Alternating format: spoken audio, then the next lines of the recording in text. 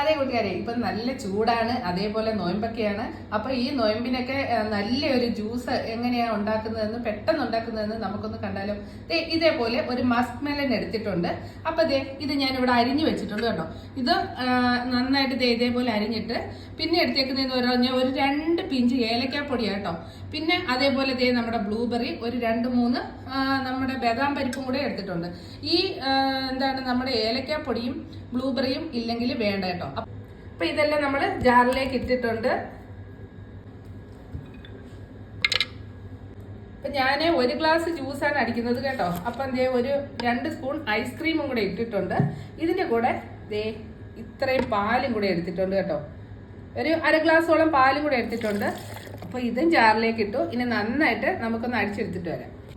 അങ്ങനെ ഒരു 2 മിനിറ്റ് കൊണ്ട് നമ്മുടെ അടിപൊളി ജ്യൂസ് ഇവിടെ റെഡി ആയിട്ടുണ്ട്. നല്ല ടേസ്റ്റ് കേട്ടോ. ഇത് പെട്ടെന്ന് ഉണ്ടാക്കിയെടുക്കാം. അപ്പൊ ഈ ഏലക്കാപ്പൊടിയുടെ സ്മെല്ല് വേണ്ടാത്തവര് അത് ഇടണ്ട കേട്ടോ. അങ്ങനെ ഇതെല്ലാവരും ഒന്ന് ട്രൈ ചെയ്ത് നോക്കണം. ഒരു വെറൈറ്റി ടേസ്റ്റ് ആണ്. അപ്പൊ പുതിയ റെസിപ്പി ആയിട്ട് വീണ്ടും കാണുന്നത് വരേക്കും ടാറ്റ, ടേക്ക് കെയർ.